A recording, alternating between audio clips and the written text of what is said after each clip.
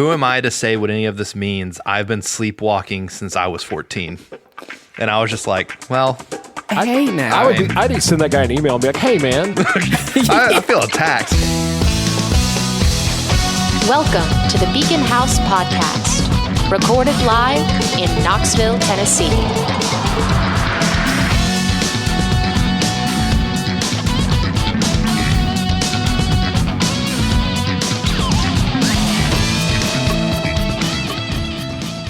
So now that one of the Beastie Boys has passed away, rest in peace, is it just the Beastie Duo? I mean, technically, they're still boys. Are they? I feel like they're Beastie Grandpas. They're boy grandpas. They still like to fight for our right to party and drink Brass Monkey. Are they boy paws? I don't know. I'm totally sad when the one guy died. It crushed me because he was my favorite. He was my favorite too. Yeah, he threw down. And honestly, for a long time, every time you talked about Adam Lutz from Awakened Coffee, You were thinking Adam from Beastie Boys? I was thinking him from Beastie Boys, yeah. Dude. What a strange band. They started out so like cornball and so just like cheesy, and they turned into this. They were kind of rock and roll too. Well, they were originally like a punk band, I thought, and then they became just like real baseline rap. And then, Like Green Day? That was for Dylan. Sorry. anyway, welcome to the Beacon House Podcast, everybody. We hope you weren't too crushed by the death of any of the Beastie Boys or all the people that have died because of this terrible year or during this terrible year, or whatever. We were not going to talk about 2019 again. Actually, you know what, guys? I have something interesting. I feel like we've talked a lot about politics. We've talked a lot about social media and the things that are just going wrong in the world. So what I did is I was introduced and or have come across a new personality test that I think everybody would really get a kick out of. And I had you guys do it. That's right. I've been waiting for us to talk about this. It's the enneagram, the personality test. So tell everybody a little bit. What a lot of people are familiar with Myers-Briggs, but which also, is still my favorite. Mm-hmm. That most people consider that to be their favorite. But talk about the enneagrams. Like, what are these? So an enneagram is a system of personality typing that describes patterns in how people interpret the world and manage their emotions. The enneagram describes 9 different personality types and maps each of these types on a 9-pointed diagram, which helps to illustrate how these types relate to one another. So kind of break that down. Basically, it gives you a number, and that's kind of your personality profile, and each one has certain caveats, but also there's like a downside to each one. So when the guy when you sent me the text about doing this, and I did it, and by the way, I turned out to be a 2. And we'll get into what that means. But there's like a positive and a negative side to all of them. Well, it's like Myers-Briggs. There's a positive and a negative to Myers-Briggs. It's like, here's your strengths, here's your weaknesses, things like that. Right. But through the 9, number 1 is the reformer. Number 2 is the helper. Oh, now stop and talk a little bit about each one of these. Like, give kind of an idea. Okay. Let's see here. Is the reformer somebody that tries to fix people? Or? I think that's more the helper. Okay. So... the reformer, and you can kind of, I know each one of them has like a gigantic explanation about the person's tendencies and blah, blah, blah, blah. By the way, how many, did you take the quiz, Hunter? There's a lot of questions, and some of them repeat. And the guy that I had help me with it is a friend of mine who's studied a lot of psychology, and he basically explained that, the reason the questions are so repetitive, if anybody decides to go look at their enneagram, which, by the way, can we get spelling on that? It's spelled weird. enneagram. There you go. And I'm pretty sure if you voice text it, the phone will automatically spell it for you, whatever. But once you start typing that, it should come up. But one of the reasons that the questions are so repetitive is so that they become accurate. It's for accuracy, because you have to kind of like, you can't just ask somebody one time some kind of a question about morality. They have to hear it 2 or 3 times in different ways to kind of get a real to establish a baseline. Doesn't that presuppose that people aren't answering honestly the first time through, though?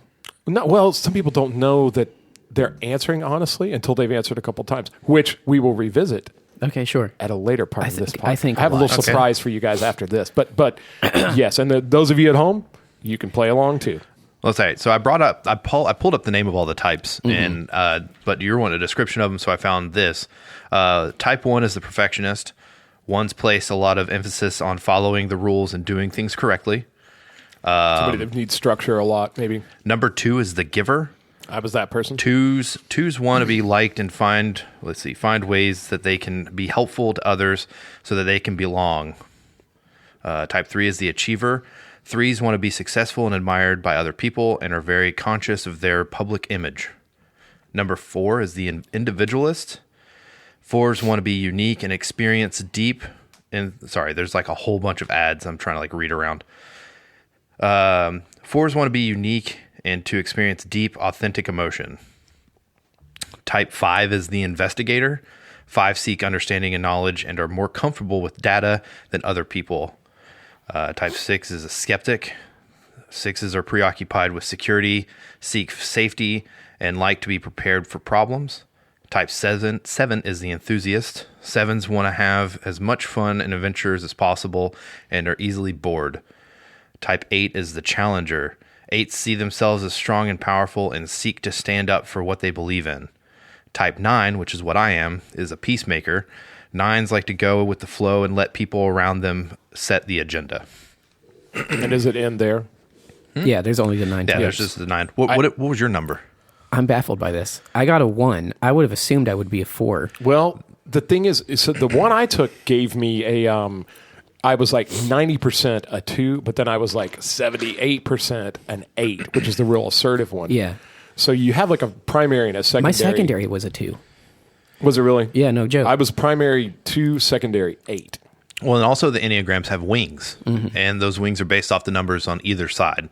So, like for a 9, I can sometimes be a 1 or an 8. See, I didn't look at that. I got you. And so, what were you, Casey? I was a 9. I'm the peacemaker. And Which what was your makes secondary sense. one? My secondary one was, I think, close to a 3. Okay. Which was weird. I was torn between a 9 and a 3. And so, the thing about these, why this is so fascinating is like if you take the quiz. Does anybody have the quiz pulled up? Where you could like I have didn't. it here. I can Yeah. give find some it. examples of like some of the questions that it asks Okay. you. See here. And you answer like 1 to 5, 5 being I strongly agree, 1 being no, C, or 3 is Accurate perfectly to neutral. inaccurate. 3 is like neutral. I strive for perfection. And yeah, and the thing is, in this Enneagram test, it'll ask you that question a whole bunch of different ways. Because if you ask somebody straight out, the psychology of this is so deep.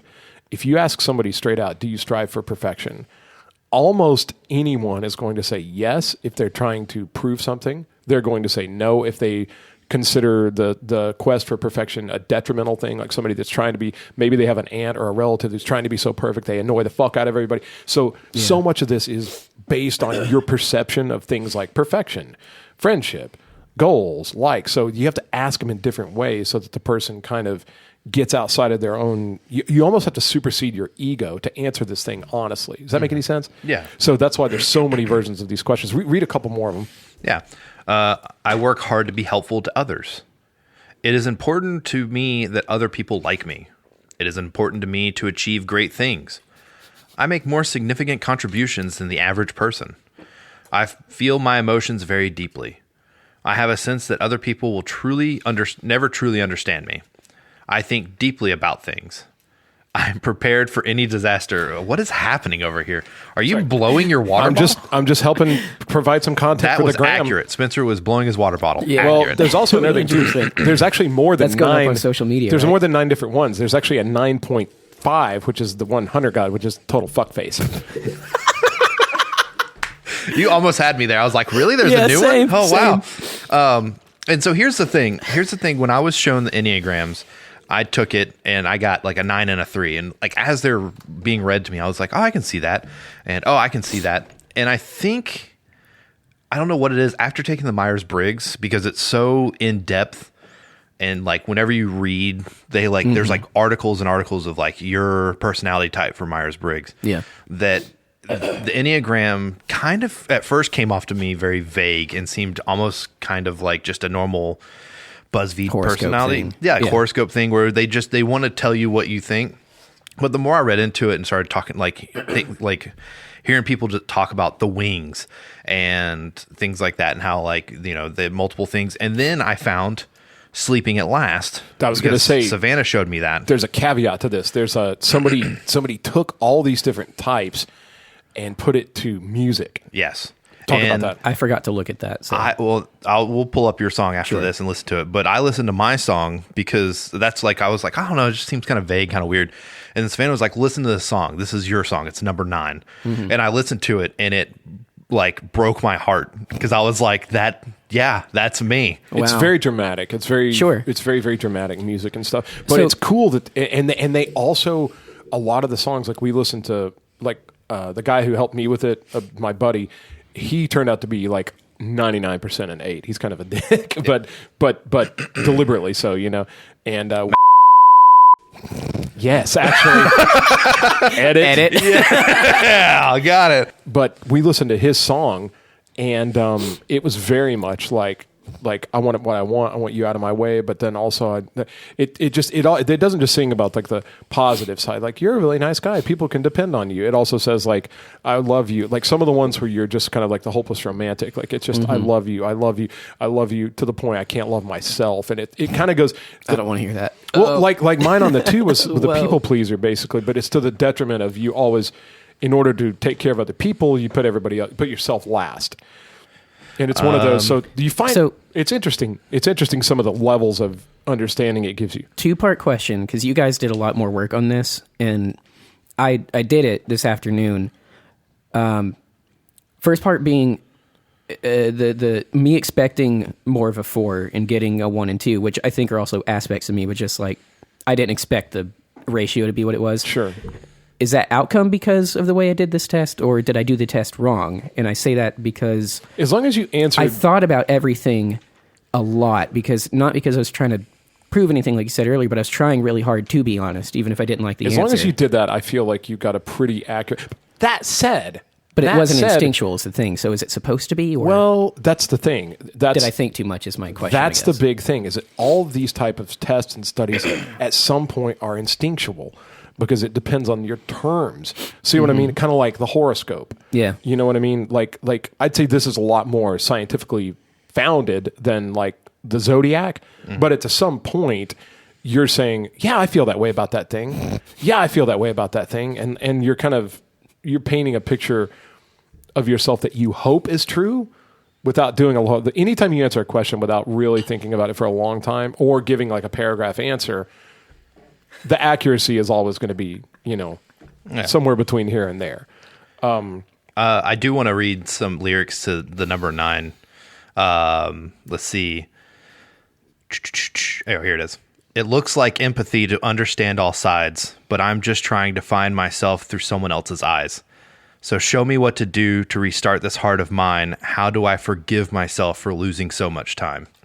Oh, see, it's stuff like that. Yeah. So it's deep songwriting. Like it's a little flowery. The music is a little bit dramatic and flowery. It kind of sounds like something. It sounds like you're watching the Titanic sometimes. You have talked to us individually about that pretty in depth. So it's very good. Read the lyrics. Amazing. Read the lyrics of mine a little bit. Okay. Read the lyrics for number 2, and then he'll read yours, and then we'll go on. But no, it's really cool. I encourage anybody listening, check out your enneagram and see which one that it thinks is you. Maybe it's wrong. Doesn't have to be. And also, this is a lot of categories too. Some of the categories bleed together. Like if anybody here did the Chris Voss thing, about the guy that negotiating, he's done the master class. He categorizes all people into 3 categories. And one is like the people pleaser, one is the assertive, and one is the analyst. And if you'll notice that about 3 of each of these fall into each of those categories. The latter half of it is kind of the analyst. The early ones are the people pleaser, and the middle ones, like 6, 7, and 8, are like the assertive person. But at any rate, go on. So let's see here. Like a force to be reckoned with, a mighty ocean or a gentle kiss, I will love you with every single thing I have, and like a tidal wave, I'll make a mess. Or a calm waters, if that serves you best, I will love you without any strings attached. Which is that's exactly about that too. That's my legacy. It's like caring about people to the point that they're unable to care about me. Like you love somebody too much that there's nothing left for them to respect. Like that has been one of my big vision quest type learnings as I've gotten older in life. Is that when you can love people so much that you have them on a pedestal, and at that point they can't see you anymore. Yeah, and they don't love you anymore. Because you made them you made yourself unlovable by trying to love too much. But that's exactly that thing, you know. For number one, what I'm doing is going to the middle of the song because that's where Sure. like a lot of like it kind of transitions from happy to sad. Let's see here. For song number one, now I have learned my lesson. The price of this so-called perfection is everything. I've spent my whole life searching desperately to find out that grace requires nothing of me. Damn. What do you think about that, Hunter? Again, You chocolatey bitch. Totally agree. I also a facet of me and my belief system. Mm-hmm. I didn't expect it to be so dominant. I tell you what, man. That's a the gut part that punch, floored dude. me. Like it, Yeah. I'll listen to it. I'll encourage the people that are listening. Definitely go check this out. It's called Sleeping at Last. Sleeping at Last. He's on YouTube, Spotify, and look up his album Enneagram, and he literally has 9 songs. Definitely look up the lyrics to go along with it because the music is a little dramatic. It may not be everybody's cup of tea because the concepts are a little heavier and darker. And to me, Yeah. I don't associate those concepts with that music that flowery. Well, some of the songs are different beats. Like some of them are upbeat. Yeah. It's a little weird. So, Okay. but I would definitely say, if the music throws you off, just read the lyrics because it's definitely this guy has done a thing which I think is so cool, and I've tried to do these things too, where you take a concept like the psychology of your enneagram and you actually hammer it into a musical thing. That's what I did with the about the harmonious Bosch painting and all these things. That's super challenging to do. And, Also, your Loch Ness Monster one is a similar thing. sort right? of. It's interesting. It's when you start with an idea and then write music to it. That's big. That's hard to do. That's very difficult. It's a lot easier to just sit there and plunk around on the guitar until something comes out and you go, oh yeah, we've got a song. But when you come in with an idea and you go, I've got to find what this sounds like. You have to articulate it within the parameters. You of actually start excavating art, it, chipping away at it until it comes up out of the ground. And that's the hard stuff to do, you know. But definitely go check it out. Sleeping at Last. Sleeping at Last, Enneagrams. Check it out. Dude, yeah. Thank you for bringing that in, by the way. Yeah, absolutely. It's been a couple weeks since you first mentioned it. So, like, I went and did it immediately, like, that night. And I was blown away. I was like, whoa. And I drove home listening to all the songs, and I was like, damn. And I started wondering about people that I know, like, wonder if they're like a 7 or... And then when you think about it, you can almost guess kind of what other people are. But to me, the fascinating part about the Enneagrams was, like, the downside. Yeah. You know, like you said, or like, I will love you and I'll make a mess. Like that kind of stuff. Like, or grace doesn't depend on me. Just stuff like that. Like you thought you were in possession of something important. Oh, well, one of the first thing for the first line of my song is the one, like, I heard it and I was like, well, they fucking got my number. They're hiding in my closet. Yeah. Just like Hunter. See. Under your bed. Sleeping at Last, number 9. Jump. Just Jump. real quick. Sorry. On the tiger. Look out. Who am I to say what any of this means? I've been sleepwalking since I was 14. And I was just like, well, Hey, now. I'd send that guy an email and be like, hey, man. I feel attacked. Hey, back off, bitch. Now as I write my song, I retrace my steps. Honestly, it's easier to let myself forget. And it's just like, yeah, well, I mean, thanks. Yeah. Is this the letter your dad wrote to make up for the gorilla mask incident? Do you think that might be what's happening? Over Macho Have we Grande? even talked about my dad? Like my dad wearing a gorilla mask and scaring the shit out of me as a kid? Oh, yeah. We've talked heard about it. our scary things that were scary. I was going to say, I fun. thought we talked So about that fun. on here. It's so fun. All right, And listen, before we get too short on time, I have a psychological exercise to do. we got to empty out the room. Yeah, we got to Patience empty it with out. time. Now, let me give you guys some That was just some us in pointers. here. There's no one in here. What are you talking about? Okay, you guys. So those of you who want to play along at home here, I've got another little thing. This is like an old exercise that we've talked about amongst friends before. I know I've sat up all night with like certain friends and like we used to actually really try to get atmospherically to make this thing work. We would actually go like in the middle of the night to a place where there was sand or something. And I'll explain that, but no distractions. But so if there's honking horns, TV blaring in the other room, try to get somewhere as quiet as possible for this. And just really, it's important that you clear your mind, you empty your mind out to where you're not distracted by anything and you can just, you're going to have to picture some stuff and describe it. Okay. So the least amount of distractions you can have. Some people feel comfortable sitting Indian style, whatever. But I'm just going to give you some stuff and I want you to... Terrified. Yeah. No. This I think Spencer's like trying to figure out if we're actually psychopaths. No, dude. Yeah. This is like ancient psychology. Okay. And there are books about this too that you can read. In fact, I read an entire book on it where it talked about people, some of the answers they gave, and we'll get to that a little bit later. But What if I've not been diabetic the whole time? shut the fuck up. You're gonna be What if you've been injecting placebo sugar water into your veins? I'm driving to mom's house. Okay, so listen. If you guys are listening along and you want to play along here at home, I would first advise you should do this by yourself. Okay. I would not do this with a partner or significant other. I'm so fascinated by why, That. though. Just Yeah, we'll get there, I we'll guess. get there. Okay. We'll get there. I'm sure you guys will have perfectly safe answers here, but better not to take any chances. And then then you could maybe have your partner do it. But again, this is better amongst friends and not this could be tricky in relationships. Yeah, I don't like So- walking into minefields on purpose. Exactly, so. exactly. And it's and by the way, it's unfair to trick somebody into answering these to find stuff out about them. You know what I mean? Like it's unfair to somebody may answer honestly and you may not like their answer, and that's not fair. But we're gonna get to it anyway. So if you're playing along at home, go grab something to write with. Okay. I know you could type on your phone, and if you want to, they could be really fast about it. You can always pause this podcast. To, why would to put you? your answers. But go ahead and grab something to scribe on, either your phone or a piece of paper, pen. Go ahead. We'll wait. I was going to do the Jeopardy theme song, but it makes me sad now. Yeah. Because he shaved his mustache or because he died? I guess you could have just paused the podcast. Anyway, we're back and we're ready to go. Okay, so you guys ready? I guess. I'm going to turn the lights off in here. Okay. Mood lighting. Just checking the lights. Dripping that hot oil all, right. over All right, my here we body. Are you not checking outside? Not yet. Doesn't matter yet. Edit. Oh, okay. Okay, listen. Yeah, edit. So listen here. Listen. All right, gentlemen. So How many questions is this?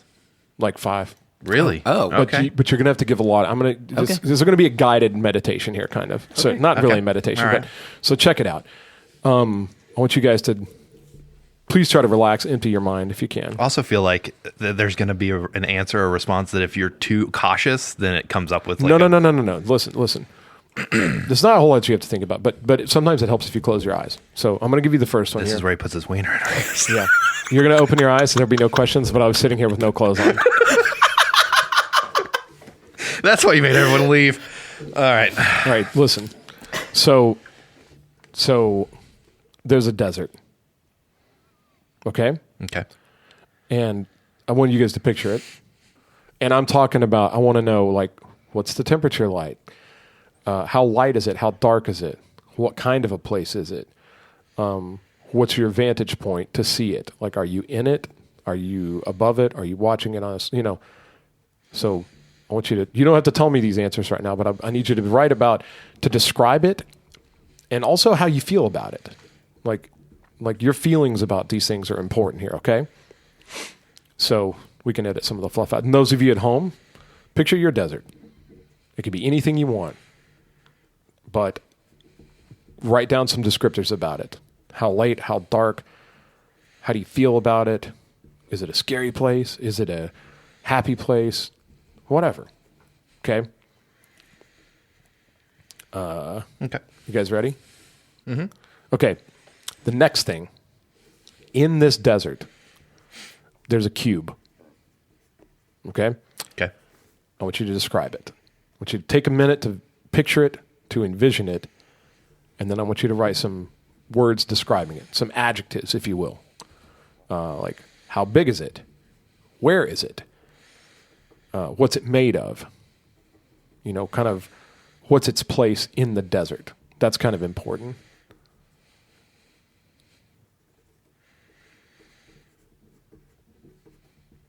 And you guys let me know when you're both ready to move on from the cube.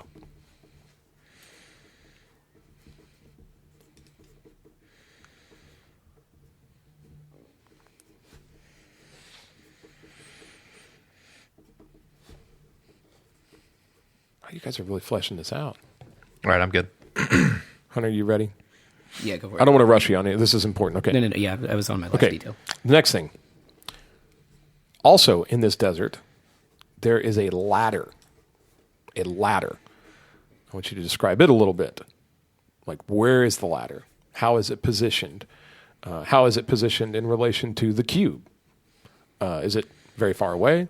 Is it, just where is it in relation to the cube? What's the ladder made of? What kind of condition is it in? Does it look strong and sturdy? Does it look old and rickety? Anything. Just describe the ladder a little bit. This is the point where like adjectives are very important. And even if you don't have a good adjective to describe anything, just how it makes you feel is very important also, you know? Like there may not be anything particularly weird about the ladder, but it might make you feel just very uneasy. Maybe you don't trust it. Or maybe it makes you feel comfortable somehow, like it feels very safe and sturdy, or whatever. Just Okay. cool. Next. Hunter, you good? 1 second. All right. So let's review so far. We've got the setting of this thing, the desert, and then we talked about a cube. We talked about a ladder. Okay. 3 more things, and then we're done. All right. Okay. Also in this desert, there is a horse. A horse. I want you to describe, again, and we're moving kind of fast here, but I want you to really take a minute to think about these things, picture them, and get them out, really get a solid vision of it, like really, really see it. And describe the horse, and kind of same thing, just like the ladder. How does it make you feel? Where is it? And what is it doing? Unlike the previous things, like the ladder. And maybe somebody out there, maybe you saw your ladder was moving. Maybe your ladder was spinning around in the air, whatever. But most of the time, the first thing that's actually moving around that people see is the horse. Or maybe it's not. Doesn't matter. There are no rules here. Just describe the horse, okay?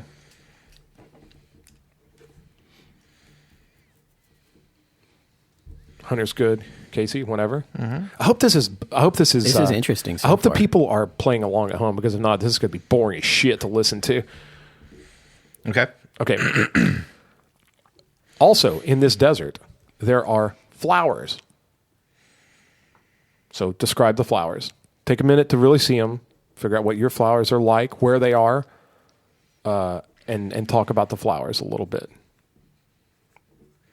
Where they are, what kind of flowers they are, or how you feel about them. I suppose they could be any kind of plants, really. They probably could be weeds. It could be a vine. For most people, it's flowers that actually have flowers, like you'd see maybe in a flower garden, but whatever you see.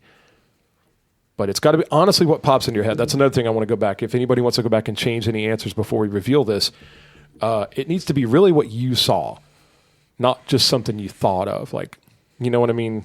The fact that there aren't any rules, you still need to try to be real honest about the first thing that pops into your head, or the most solid vision, not to just go, oh, I'm going to make flowers that are... We're not trying to come up with something here. We're trying to... This is your story. We're trying to have you describe your story. You know what I mean? What's the last one? I'm good. Okay, very last one. This one's probably the most complicated. In this desert also, there is a storm. So I want you to describe it. How far away is it? Is it dangerous? Is it pleasant? And also for this one, maybe indicate how it affects the other items in the desert. If it does, maybe it doesn't. This is all going pretty well so far. And for the record, I took this little quiz a long, long time ago, and I remember where all my answers were, so I'll share them with you once we'll go back through them one by one here. And those of you at home, make sure you're okay with all your answers on there. I'll go back through real quick and give a recap. There's a desert. In this desert, there is a cube. Also in this desert, there is a ladder. Also in this desert, there is a horse. Also in this desert, there are flowers. And also in this desert, there is a storm. And you are to describe all of those things. So pause the podcast right now if you need to write some other things down. And then I will reveal, when we come back, what all of it means. Crazy stuff, huh? I also feel like, we kind of had to rush it a little bit. So I'm interested to see what our... Oh yeah, if you can make a night out of this, like if you and a friend want to sit up all night and do this, do like. Also, get lively in those comment sections Yeah. if you're comfortable. Like, I really want to see. Yeah, We have a lot of listeners. Oh yeah, we'd love to hear yours if you're comfortable. please. If you're comfortable sharing it. Now, this is actually some pretty personal stuff. Sure, don't if you're. Well, Yeah. and then also, this, I feel, should this also be something taken with a grain of salt? Yes, but I feel like this one's more accurate because you don't know what you're actually talking about, so it tends to be more honest. Gotcha. And that's one reason that makes sense. it's better to I maybe... thought the vagueness was on purpose, probably. It turns out the same part of your brain that thinks about these things also thinks about other things. Okay. So if that's kind of like if you were to ask somebody straight out, typically they will color their answer by... I don't know. If somebody's listening, so a mask for every occasion. A mask for every occasion, and this kind of gets around the mask because you don't actually know what you're talking about. Sure. So here comes the big reveal. Give me 1 minute. Let me make sure we're alone in here.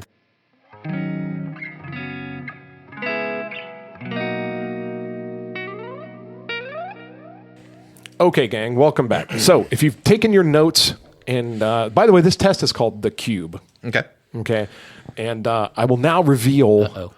Is this also shown by your number 8 friend? No, I don't. Oh. We never talked about this. This is a much older thing. Okay. And you can find whole books about this too. But let's go through what all these things mean. So the first thing we talked about is the desert. Okay. Okay, Casey, give me some of your. Tell me about your desert. My desert is at dusk. I'm on top of one of the sand dunes. It's mild, a little windy, and the skies are clear. Nice. What's yours, Hunter? Vast, sweltering. The viewpoint is either third person omniscient or third person limited. Golden dunes, blue sky, burning white sun, early afternoon. It's neutral place. I'm confused as to why I'm there. Okay, that's not bad. The desert is your life. So the desert Makes so much sense. the desert symbolizes the stage of your life, the setting for your entire life, kind of. Right now. Makes so much and everything sense else to me. fits into that stage. Oh, so no. my desert kind of looked like yours too. It was a sandy desert. Some people see a rocky desert. Some people see like a weird nighttime desert that's full of danger. But mine was kind of like, it was almost like a beach, but at the desert. Quick caveat. You'll find later with one of my answers, because I'm so visual, a lot of the info, I was trying to be honest and write it as it came, but stuff was changing. Like I saw the dry, rocky desert. So you have to kind of latch on to one image that you feel is the truest. Okay, so that's the desert is your life. Take that for what you will. But in all of these, the descriptors that you put about it are chances how you feel about these things in your life. Okay, the cube. Casey, what did you have to say about your cube? My cube is almost like standing at an angle where it's like floating on a corner, spinning. And it's gray stone, and it has like golden lines etched into it. Yo, dude. Whoa. Yo. What's yours? Comic books, my friend. Mine's That's really... How big is it? Oh, yeah. Oh, it's much larger than me. Okay. Mine is the size of an old-fashioned desktop monitor, for those who remember that. It's floating. It's alien. It's got dark lights coming from inside of it. It's got working on the outside. That's what it's going to be like. This is your sex It makes life. me feel uneasy, and it's made of dark metallic alien material. The cube is you. Oh, yo. And it's how you see yourself. Hey, You're there's an alien. light coming out of me. But now look, there's a lot to be interpreted here, because some people, like my cube was about the size of a car, and it was just very silver. It was bigger than me, but it was kind of positioned the way Casey said. Mine was actually sitting in the sand. Why it is wasn't mine tiny? floating. It I don't know. I'll look into it. Sorry. And you couldn't see through mine at all. Mine was just metal, basically. But a lot of people see the cube differently. But however you see your cube and its relation to the desert, like if the desert seems to be completely overtaking it, if it seems lost in the desert, you should consider if you thought of any of these things, because that may be how you feel about your position in your life. Okay. The next thing, the ladder. Casey, go tell me about your ladder. It's a normal, well handcrafted wooden ladder. It's on the ground away from the cube. Okay. Hunter? Ladder is far away. It's pale, sun-bleached wood. It's standing, leaning on nothing. It makes me feel comfortable, and it's old. Okay. The ladder... oh, God, I'm so nervous. Well, the ladder symbolizes your friends and your support group. A lot of my friends are older than me. Maybe that's it. Yeah, like me. Oh, I get it. It's an old-ass ladder laying in the sand. Oh, hey, No, it's motherfucker. freestanding. I buddy. actually like that, because that means like Doesn't have to lean on anything. I find my friends like well handpicked, Yeah. like around me, but they're also not like overtaking my life. Like they're not near the cube. They're not like involved in my life, but they're there for the support if I need it. I like that. Also, My ladder was right next to the cube, and it was vertical, and it was going all the way into the sky, like all the way into the clouds. Like I feel like Sky's the limit with your friends, buddy. I guess maybe the way I interpret it as I feel like that I am largely saved, or there's a way towards salvation through my friends, like Yeah. That's why I chose comfortable, though. I thought those descriptors were weird, but I gravitate towards things that look like that, like things that look lived in. This next one is the one that most people fight about. Really? Okay, tell me, Casey. The next thing is the horse. Casey, tell me about the horse in your desert. It's a healthy tan and golden horse. It's calm, and it's almost like it was just sitting there looking at me, waiting for me, right nearby, almost like I, came in with it. Okay. Yeah. My horse was on its own, not really doing much. It was just being a horse, I guess. But its appearance is it's strong, it's deep brown, it's healthy. I said standing already. It's got jet black hair, and it's friendly. Like, it makes me feel comfortable and, I guess, safe, like companionship. Yeah, I got you. The horse is your romantic interest. Oh, thank God. The horse is your love life. And one of the reasons that you want to be careful who you take this test around, many people have seen, like, for instance, in the book about this, there was a couple that was going through like a divorce, and they went to see a therapist who gave him this test, and the man claimed his horse was pissing on the cube. He said this in front of his wife that he was in litigation with. So basically, he just sees his wife pissing on his life. Yeah, that's true. That's really amazing. true. Other people see my horse was way, way, way back, very far back in the back. It was a black one. It was on the horizon, and it was sort of like tumultuous, like a stallion kind of running back and forth. And it was a little dangerous and weird, But the next thing, flowers. Yep. Tell me about your flowers, Casey. Mine are hydrangeas of all different colors and ferns mixed in with it, like really well flourishing ferns mixed in with the hydrangeas. Okay, and how do you feel about the flowers? Are they? They didn't make me like they're. It was almost like an oasis in this desert. Like it's very calming, very like comforting. Okay, and kind of like a safe haven, I guess. Where were they in relation to the cube? Let's see. When I pictured them, they're off to the right. Like the horses over to the left, flowers and stuff over to the right. Got it, Hunter.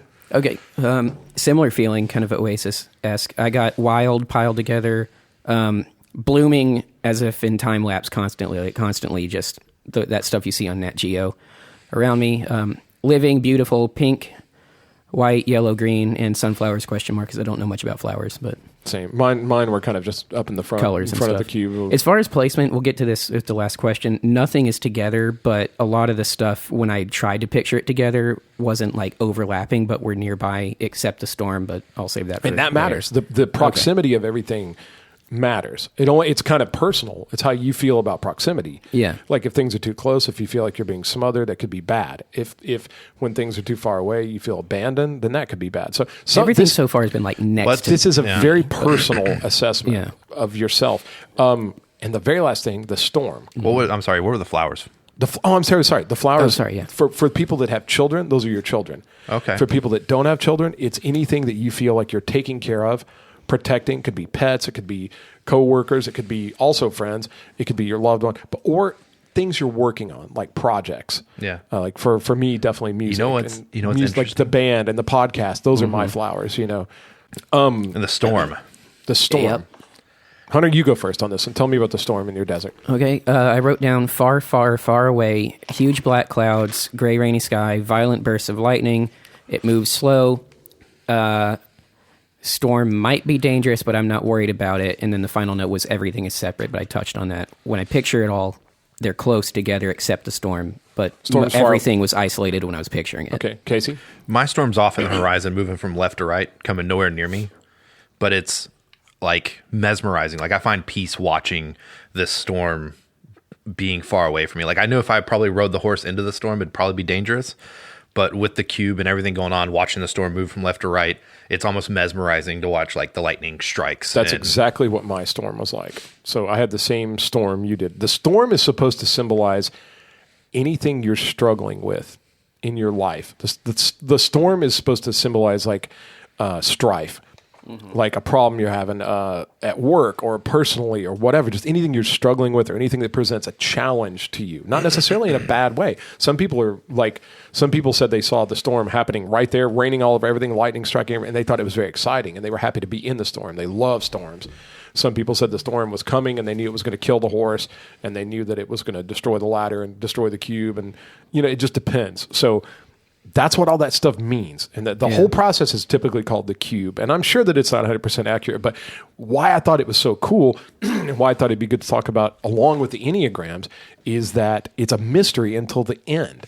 You answer all these things and you may now go back and go, oh, actually, I thought I actually meant this thing otherwise. So now that you know what you're talking about. But the one reason I wanted to kind of do it as a mystery is because you can only really do it honestly once. Yeah. And after that, you have to kind of trick somebody into answering these questions, which again can be a little personal. So be careful who you ask these to. They may say something real personal. They don't want anybody to know. But it's kind of an interesting, what I thought was cool is you're talking about yourself without knowing that you're talking about yourself. And here's the good news. I always end it with this. These things can change. So if you're not happy with any of your answers, you can change them. And generally, I tell people to keep your answers. Keep them and look at them. Reflect on them. What was the desert represented of? The desert is, I'll give you guys a recap here. Okay. The desert is your life. The stage of your life. The setting of your life. Okay. The stone? The cube is you. So there's a lot, you probably spend a lot of time talking about the cube, but the cube symbolizes you. Mm-hmm. And for instance, again, it can mean different things. Some people may think little things are super cute and powerful, and their cube may be small. But some people a small cube may indicate a very small self-esteem. Mm-hmm. Who knows? But the cube is you. Okay. The ladder is your friends or your support group. Mm-hmm. The horse is your romantic interest, or your wife, or your significant other, or I hope you're not a terrible person, but it might be somebody other than your wife. It might be your mistress, or God knows, but almost got me. Your cycle. Yeah, I know. You almost said my horse is Casey. The flowers were... Moo, buckaroo. You're going to rake me across the lawn, big boy? Like a cowboy. Okay. And then the flowers indicate either your children or projects you're working on, things that you have, I guess things you've taken created. Care of, or maybe things you've created that you're fostering. Like I said, for me, it's this podcast, it's the band. Hunter, for you, it could be all your drawings. Casey, for you, it could be like your love of films and like all the video editing and stuff, or whatever you're doing, or you were painting a wall. Anything you're creating and nurturing, that's the flowers. And I also find that for most people that take this, the flowers tend to be the thing that vary the least. Most people's flowers just look like a patch of flowers somewhere that, and then the very last thing, the storm. The storm is supposed to indicate anything you're struggling with or are afraid of. It could be fears. It could be blah, blah, blah, blah, blah. But all these things kind of come together in this one setting that potentially could inform you on how you feel about some things in your life. And maybe if you need to change some of that, you might be surprised to find that you feel a certain way that you wish you didn't. Yeah. So anyway, that's called the cube. Go check out Enneagrams. Go check out Sleeping at Last on YouTube, on Spotify. Yes. And if you feel so inclined, drop us a comment. Let us know what your cube looked like. Dope. Oh, my.